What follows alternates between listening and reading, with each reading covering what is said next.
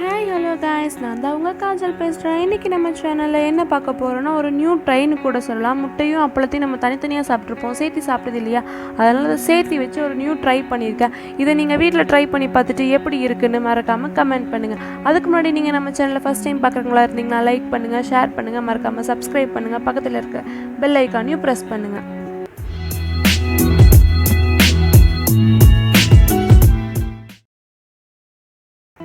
இப்போ நம்ம ஒரு பேன் வச்சுக்கலாம். அதில் 2 ஸ்பூன் ஆயில் ஊற்றிக்கலாம். நம்ம அந்த ஆயில் கொஞ்சம் ஹீட் ஆகட்டும்.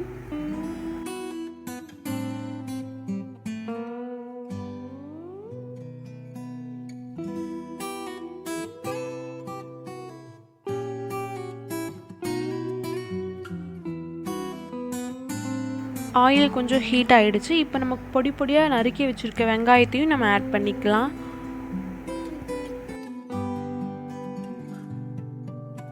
ஆனியனெல்லாம் நல்லா பொன்னிறமாக வர வரைக்கும் நம்ம நல்லா வறுத்து எடுத்துக்கலாம்.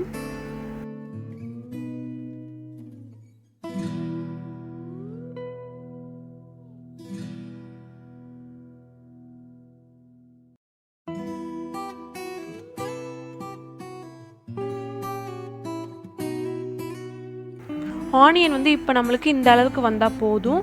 அப்புறம் உங்களுக்கு காரத்துக்கு எவ்வளோ வேணுமோ அந்த அளவுக்கு நீங்கள் உப்பும் பெப்பரும் ஆட் பண்ணிக்கோங்க. நான் இன்றைக்கி உப்பும் 2 சிட்டிகை எடுத்திருக்கேன், பெப்பரும் நான் 2 சிட்டிகை எடுத்திருக்கேன்.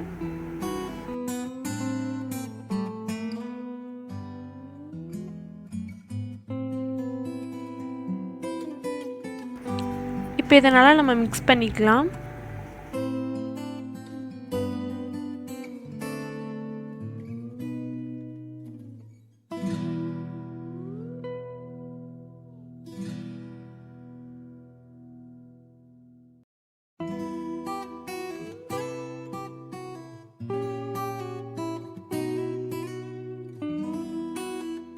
இப்போ இது கூட நம்ம உடச்சி வச்சுருக்க 2 முட்டையும் ஆட் பண்ணி நல்லா மிக்ஸ் பண்ணி விட்டுக்கலாம்.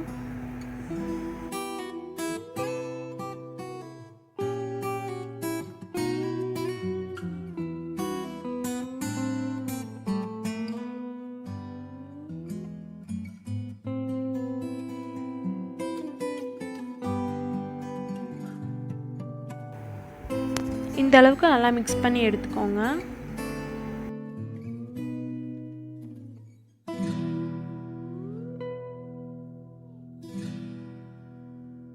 இப்போ நான் 2 ஸ்பூன் மைதா மாவு எடுத்திருக்கேன். அது கூட கொஞ்சம் தண்ணி ஊற்றி நல்லா மிக்ஸ் பண்ணிக்கலாம்.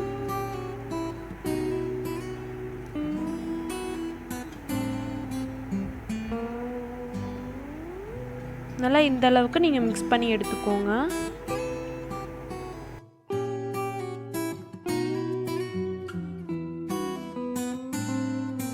இன்றைக்கி நான் ஒரு 5 அப்பளம் எடுத்திருக்கேன்.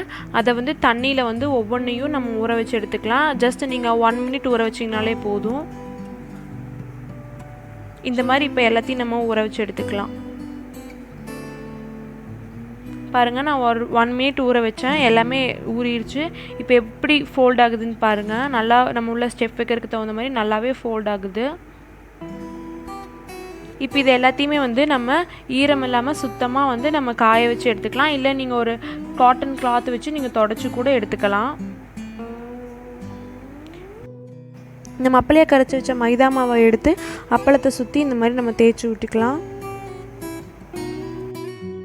இது எதுக்குன்னு பார்த்தீங்கன்னா, நம்ம உள்ள ஸ்டெப் வச்சு போடும்போது அப்பளம் விரியாமல் இருக்கிறதுக்கு, அதாவது நம்ம க்ளூ மாதிரி யூஸ் பண்ணுறோம்.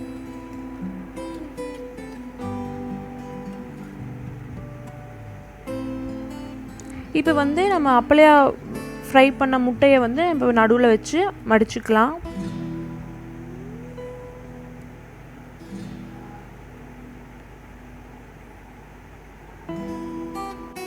நான் மடிக்கிற மாதிரியே நீங்களும் மடிச்சுக்கோங்க. ஃபஸ்ட்டு ரைட் லெஃப்ட் மடிச்சுட்டு அப்புறம் டாப் பாட்டம் மடிச்சுக்கோங்க. இல்லை நீங்கள் வேறு மாதிரி மடிக்கிற மாதிரி இருந்தாலும் மடிச்சுக்கோங்க.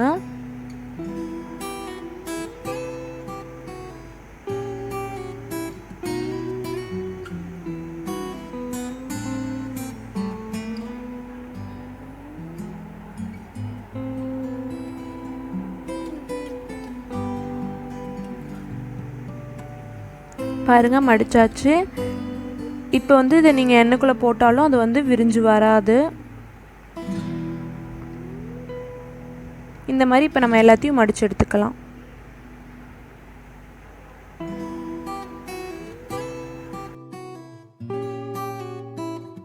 பாருங்கள், எல்லாத்தையும் மடித்தாச்சு. இப்போ இதை நம்ம வந்து ஃப்ரை பண்ணி எடுக்கிறதுக்கு தயாராக இருக்குது.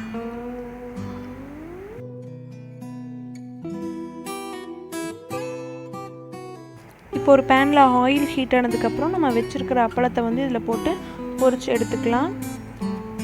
2 பக்கமும் நல்லா பொன்னிறமாக வர வரைக்கும் பொரிச்சு எடுத்துக்கோங்க.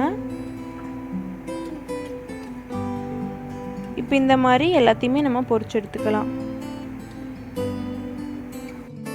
அவ்வளோதாங்க, நம்ம யம்மியான ஸ்நாக்ஸ் ரெடி.